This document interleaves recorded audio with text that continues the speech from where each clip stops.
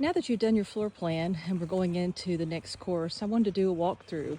There's some new houses going up in my neighborhood, so it gives me a chance to talk about site orientation and just some critical things about what you would put on your floor plan.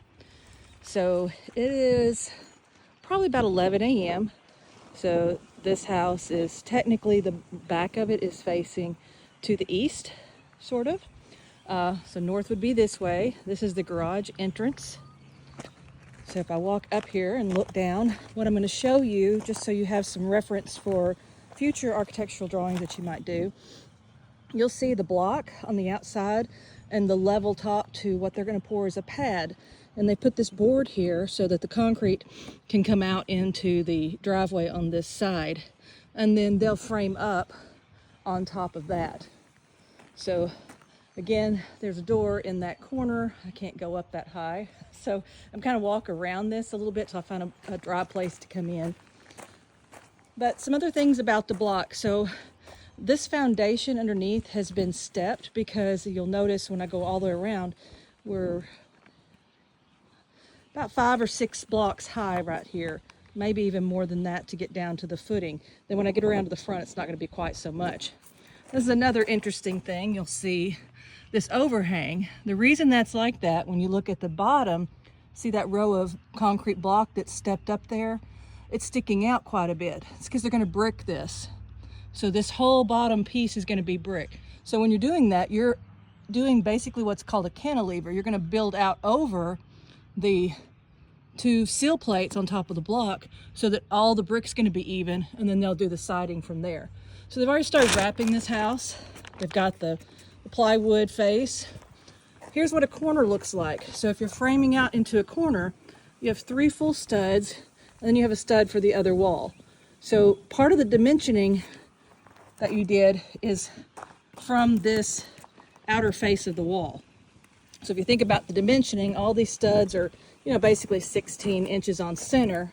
And then here we've got another corner. So we've got 2 more studs, and then they have a block on this back side where this is going to tee in. So I'll show you that too as I can walk around and look. Subfloors in. Looks like here they're going to enter into possibly a laundry and a mud room. I'll have to come back to the layout here in a second. So let me do a little more walking, see if I can climb up somewhere. Not from the back, it looks like. You will notice if I showed you there's a window there, that's probably going to be the kitchen. Of course, they're going to have probably a great room here. They're fairly small houses in this neighborhood, but you'll notice the tops of the doors and the windows are all at the same height.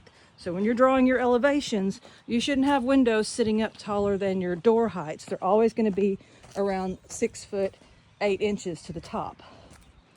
So now you start to see how much we've changed. What was it, about 8 blocks over there?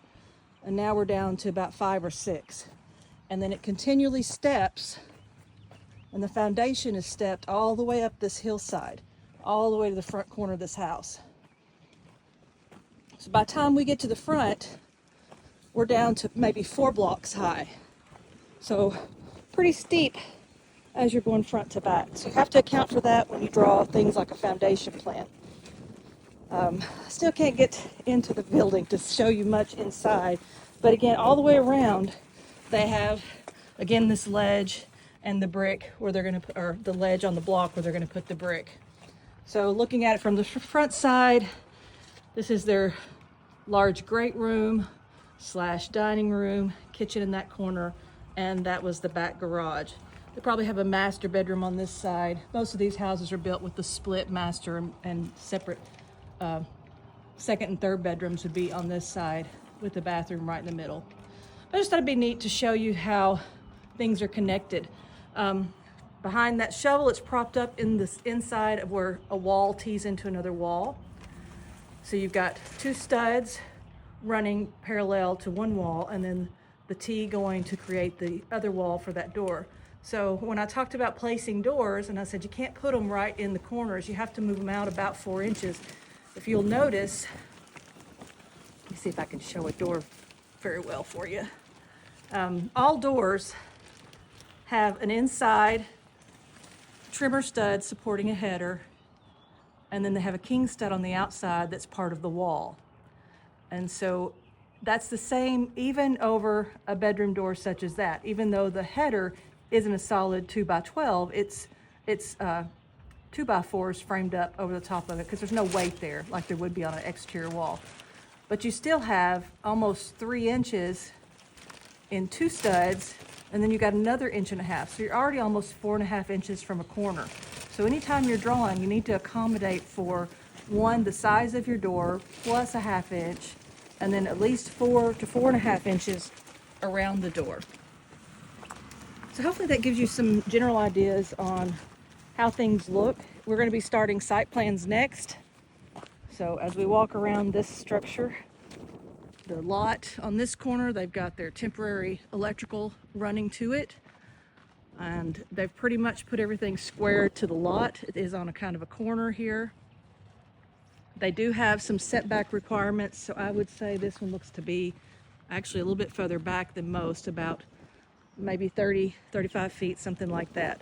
And then where the garage side will be, looks like they've probably got 20 feet or so there. So each county, city, whichever place you're living, if you went and looked at the code books, they would tell you what those setbacks have to be.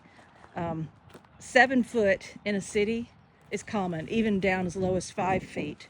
And then you have to remember, those utilities, you can see some of the utilities run here, they're all within the first 10 feet setback from the road edge. So you have to deal with that as part of, it is your yard to mow, but it's someone else's property to come in and work on the electrical or water, sewer, whatever's run just inside that 10-foot area off the edge of the road.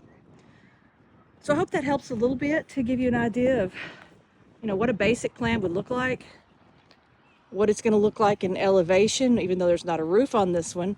They've got the windows placed, they've got them all the exact same height.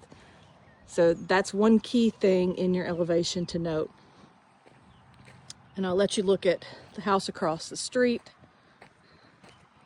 Again, now that's a finished house. So you start thinking about color in AutoCAD. You can put a shading color behind your lines for your siding if you want to do that, and actually spruce up the way this is going to look a little bit. You can add the brick patterns. We have hatching. You can create as much detail in the windows as you want. Roof siding, you can do that as well. So just be aware of that.